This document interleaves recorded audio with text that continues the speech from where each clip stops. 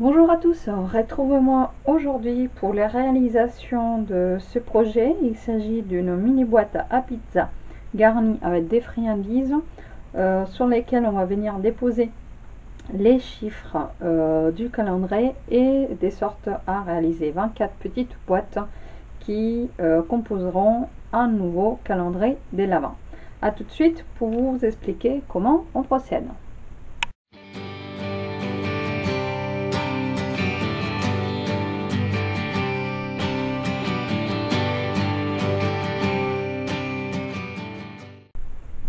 Pour la réalisation donc de cette petite mini boîte à pizza garnie qui composera notre calendrier de l'Avent, nous allons travailler la boîte à pizza qui est déjà vendue, juste prête pour l'assemblage. Donc ce sont des mini pizza box, des mini boîtes à pizza qui se présentent sous cette forme. Elles viennent dans un paquet de 8, donc pour faire un calendrier de l'Avent vous allez en avoir besoin des 3 paquets comme celui-là. Si vous souhaitez faire toutes les boîtes de la même forme, et donc vous enlevez ceci, vous retrouvez une partie filmée, c'est celle qui est bien prête à être en contact avec l'aliment que vous voulez que vous souhaitez introduire à l'intérieur de la boîte. Et donc monter la boîte, c'est tout simple, il suffit juste de plier là où les lignes sont marquées. Voilà.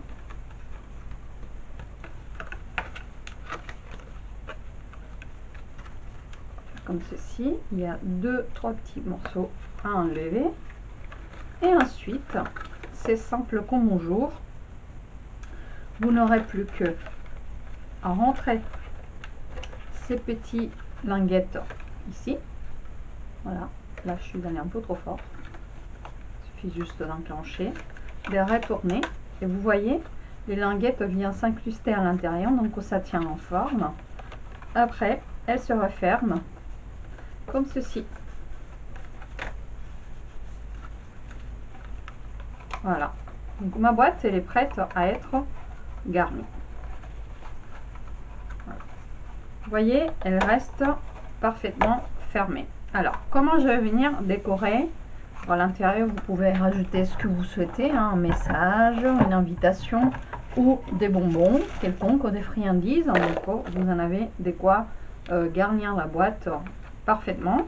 Ensuite, vous refermez la boîte. Là, vous refermez comme ceci. Vous pouvez la refermer à l'intérieur. Et donc, qu'est-ce que nous allons venir faire? C'est, je vous donne les mesures tout de suite pour pouvoir décorer le devant de notre boîte. J'ai utilisé quoi? J'ai utilisé le papier métallisé or. Comme j'ai voulu utiliser les nouveaux flocons de neige métallisés, voilà, vous les avez en argent et vous les avez en doré. Voilà, donc vous avez doré et vous avez argent. Et de l'autre côté, vous avez ces petits effets bois qui peut aussi très bien habiller une carte avec un aspect plus naturel. Donc, comme j'ai voulu utiliser le flocon doré, absolument, il fallait le mettre en valeur parce qu'il est très joli. Là, j'en prends un. J'ai fait une base dorée. Donc, ce papier, il met sur 8,5 par 8,5. Je l'ai découpé avec mon coupe-papier. Donc, normalement, lorsque vous faites une découpe avec le coupe-papier sur du papier métallisé, il se passe que sur les bords ici, il a tendance à rester un petit peu surélevé. Donc, si vous voulez avoir un petit bord arrondi, comme moi, je viens de faire, une fois j'ai découpé mon papier, je le place toujours à la même distance, à 8,5. Et je viens placer par-dessus, passer ma lame de pli, ce qui va me arrondir un petit peu les bords de mon papier. Ça va me donner un petit peu l'aspect d'une découpe avec la Big Shot sans pour autant être passé par la machine, ce papier là. Alors donc mais là il est plat. Moi j'ai gaufré le papier. Ce qui est vraiment dommage, c'est que dans un si beau morceau de papier doré qui a quand même un coup, il faut pas se cacher ce qu'il y a, hein, nous allons venir voir que les bords. Donc moi ce que je vous propose pour un souci d'économie de papier, c'est venir creuser à l'intérieur, puisqu'il y a un bon morceau de papier à l'intérieur que nous pourrions utiliser après sur un autre projet. Donc moi je viens me placer à 1 cm de ces côtés là de mon coupe-papier, et avec ma lame ici je vais venir me placer à 1 cm. Comme je sais que mon papier il fait 8,5, je vais venir glisser jusqu'à 7,5 cm. Je vais faire ça sur les 4 morceaux de papier, sur les 4 côtés du papier, donc au des 1 cm jusqu'à 7,5 cm avec mon papier placé à 1 cm là. Et comme ça je vais creuser l'intérieur.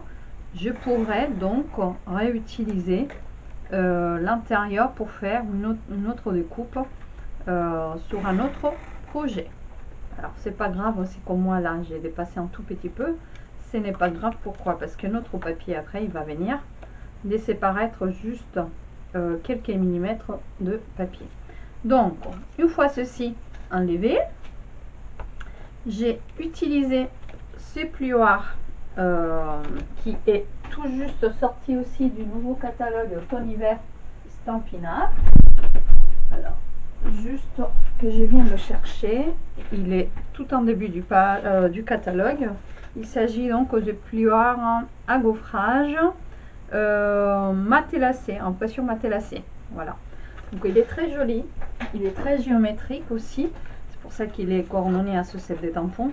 Et moi j'ai voulu l'utiliser ici, donc comme je veux que la partie dorée soit ressortie en mâle, je vais coller mon papier face au trou de mon plioir et mettre le mâle qui va pousser vers l'arrière pour que le motif soit uniforme. Alors ce que je vais essayer de faire quand même, c'est de garder une certaine, je vais essayer de mettre ça assez droit, et donc on va passer ça à la Big Shot pour gaufrer le papier. On prend la Big Shot. Ce n'est donc pas ma plaque magnétique que je dois utiliser, mais la plaque de base de ma Big Shot. Donc c'est celle-ci. Il y a une autre petite plaque qui vient avec. Celle-là, c'est celle que l'on rajoute pour découper. Moi, je veux embosser, donc je l'enlève. Et là, je viens poser. Donc, une première plaque là. Je pose par-dessus mon plioir avec mon papier et la deuxième plaque. Et puis, bon, je suis en train de mouliner à l'envers. Ce n'est pas plus grave.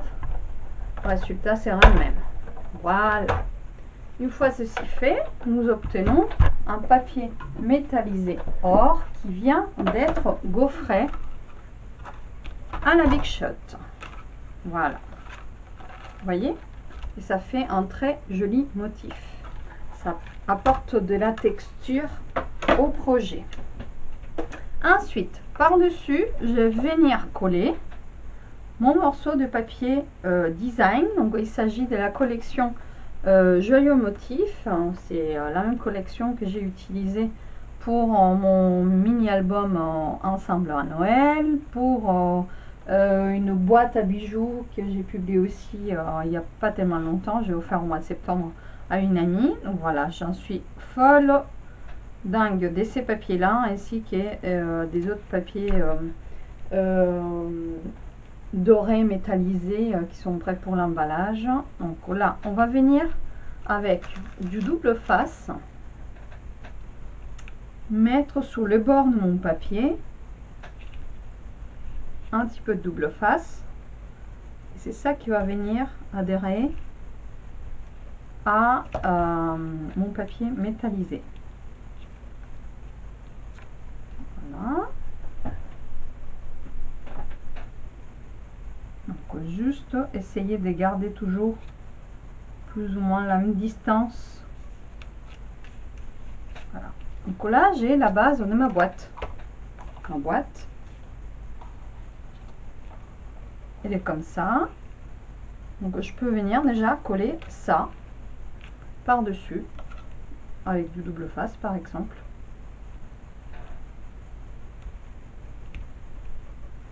De la colle ça fait aussi l'affaire. De la mousse 3D ça fait aussi l'affaire. C'est à vous de voir comment vous souhaitez coller le tout.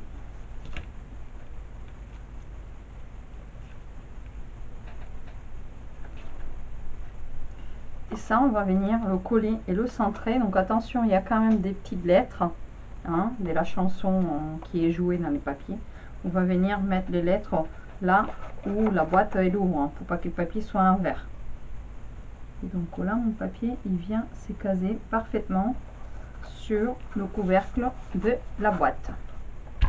Mon petit flocon de neige, bah, c'est pareil, on va venir le centrer ici au milieu de notre papier. Alors pour ça, par contre, ce que nous allons venir faire, c'est utiliser de la colle des précisions. Donc vous allez venir mettre un petit peu de colle de précision dans la zone un petit peu plus élargie de ces flocons de neige.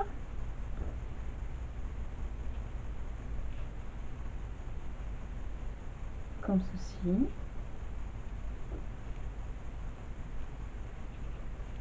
Pour venir par la suite coller le flocon sur ma boîte.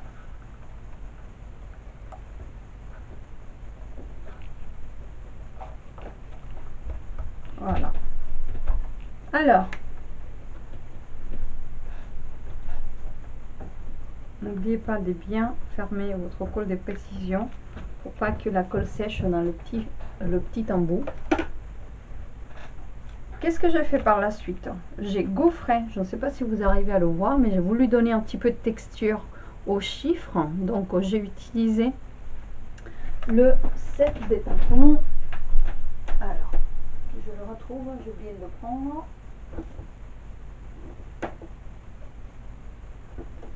Au fil des ans, voilà.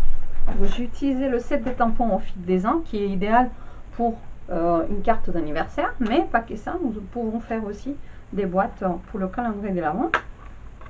Et donc je suis venue tamponner avec des Laversa marque les chiffres sur du papier cartonné mur blanc, mais je ne voulais pas apporter beaucoup plus de couleurs, il fallait que ces chiffres là ressortent au niveau du fond que je suis en train de créer, mais il fallait aussi qu'il y ait un peu des coordinations avec la boîte qui à la base et en elle-même elle est blanche. Donc j'ai gardé mon papier blanc, par contre j'ai apporté de la texture en tamponnant avec des Laversa marque et en utilisant la poudre transparente. Donc voilà, j'ai le chiffre 24, ben, je peux très bien venir prendre le 23 et on va venir faire comme ça. Donc, je vais venir poser. Voilà, ça montre parfaitement, ça s'aligne parfaitement là.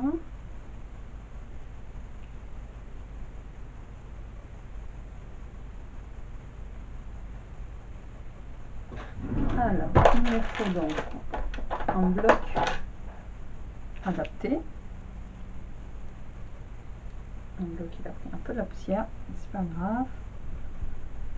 Et là, comme ça, je vais pouvoir faire mes deux en même temps. Alors, il me faut une feuille de rouleau. Par exemple, ceci, qui va m'aider à récupérer l'excès des poudres. Il me faut ma Versa marque. Donc, la Versa marque, c'est un encreur avec de la colle qui est transparente. Donc, du coup, bah, on vient tamponner. Je n'oublie pas mon stamping body. Ça m'enlève toute l'électricité statique de mon papier ainsi que du papier où je vais déposer l'excès des poudres après. Donc là, je viens bien imbiber mes tampons et je vais venir tamponner sur la feuille. Voilà. Une fois ceci fait, c'est ma petite poudre transparente qui vient s'adhérer sur la colle. Voilà. Je secoue pour enlever l'excès des poudres.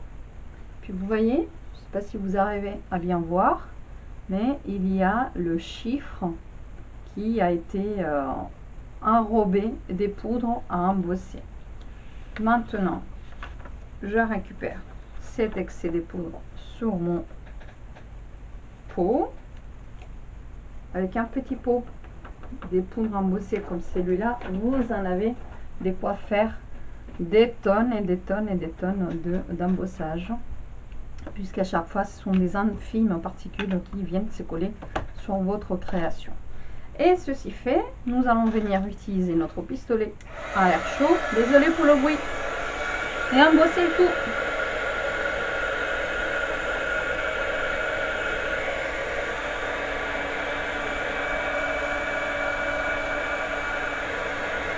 Je chauffe derrière et je chauffe par devant ensuite.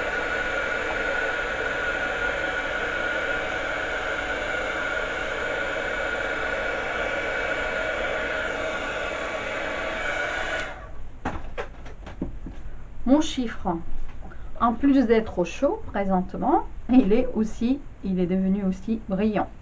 Voilà, donc on le voit briller à travers la lumière.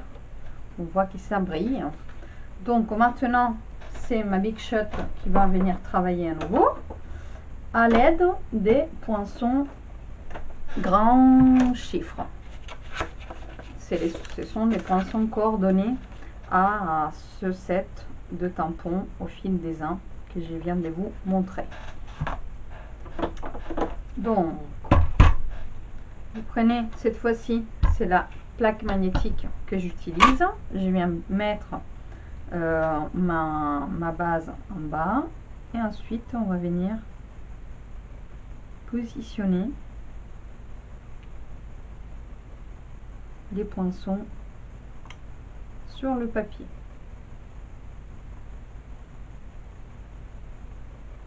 Voilà, c'est ma deuxième plaque qui vient se poser par dessus et je passe ça à la Big Shot.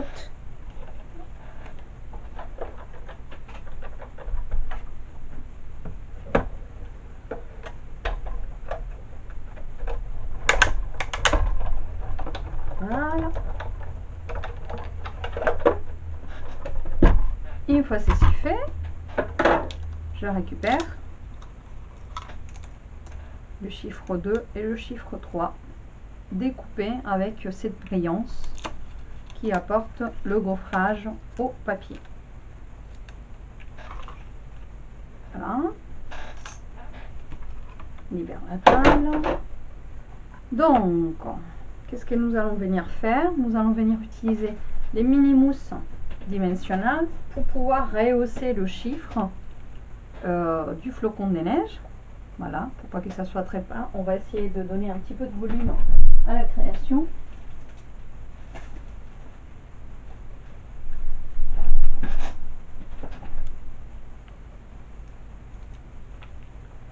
Et donc, pour cela,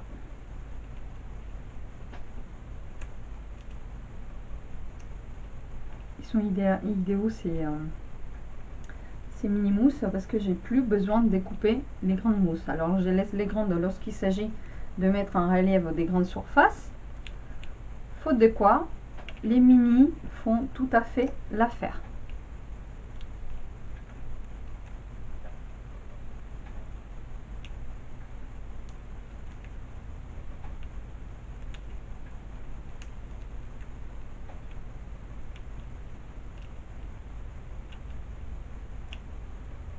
Alors vous remarquerez que je n'ai pas mis des mousses sur le centre des chiffres. Pourquoi? J'ai besoin de me créer un passage pour par la suite pouvoir introduire la ficelle qui va attacher la boîte. Sinon ça serait trop facile, vous ne pouvez pas garder votre calendrier trop longtemps sans que les enfants viennent voir ce que vous avez introduit à l'intérieur des boîtes.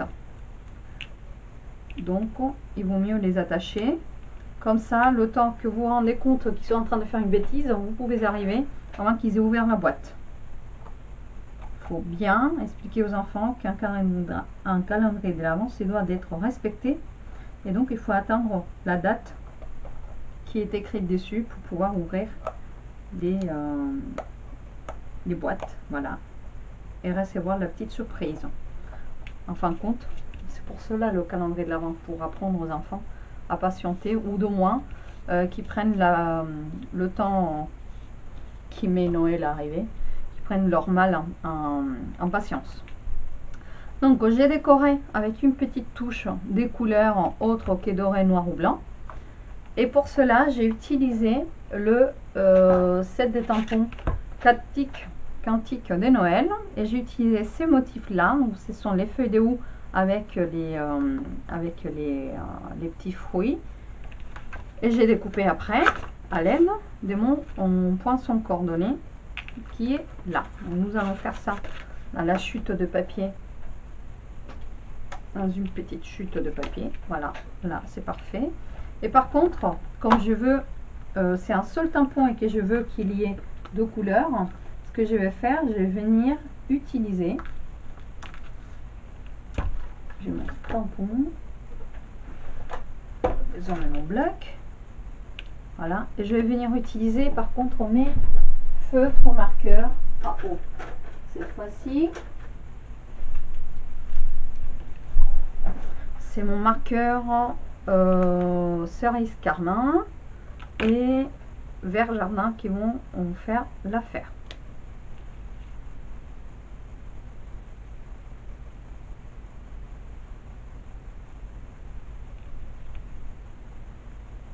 Vous pourrez les trouver, ces feutres là, dans la collection des royaux.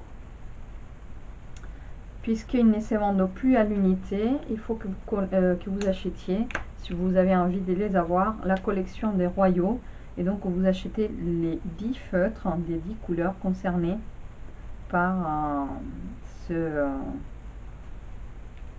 ces couleurs. Voilà. Donc une fois que vous avez fait ça, vous allez déposer un petit peu de votre haleine au-dessus pour réactiver l'encre. Et là, vous tamponnez sur la feuille. Voilà, vous obtenez donc un motif tamponné à deux couleurs. Et à nouveau, c'est notre Big Shot qui va venir travailler, puisque nous allons découper les plaquets. Ils ont bien vécu. Et donc là, je vais venir découper le petit ou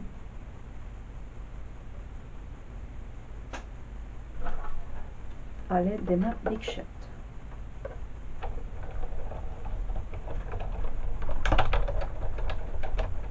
Mon projet est bientôt fini. On récupère la découpe, on dépose la Big Shot à côté. Et maintenant, c'est à l'aide de un petit dimensionnel que je vais venir déposer également le haut sur le coin du chiffre.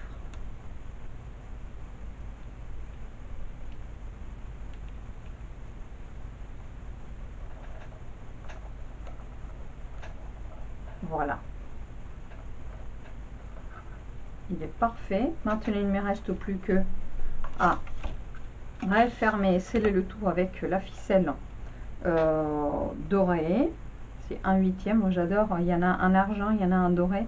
Je les adore. Donc là je passe ma ficelle. On aurait pu attacher avant, hein, mais bon, c'est pour ça que je n'ai pas voulu mettre des mousses sous le milieu des chiffres. Je viens passer ma ficelle là. Je fais l'aller-retour. Et ici, je viens faire un nœud pour que la boîte elle tienne bien fermée et scellée jusqu'à la date convenue, donc le 23 décembre, jour où les enfants pourront ouvrir et savoir ce qu'il y a à l'intérieur. Voilà, donc on découpe et le projet du jour est fini. J'espère que vous aurez apprécié la création du jour. N'hésitez pas à me faire part de vos commentaires, ça va être avec plaisir, je vous lis. Si besoin de quelconque produit ou renseignement concernant les produits Stampin' Up, n'hésitez pas. Attends, parce Celui-là, il faut que je le passe là pour qu'il soit bien. Voilà, c'est comme ça. N'hésitez pas à me faire donc au part de vos remarques, de vos avis ou de vos questions. Je me ferai un plaisir de répondre à chaque fois que je le pourrai et aussi vite que je le pourrai. N'hésitez pas non plus à vous abonner à ma chaîne ou à me suivre sur mon blog ou différents réseaux sociaux. Je vous dis à très bientôt. Scrabies!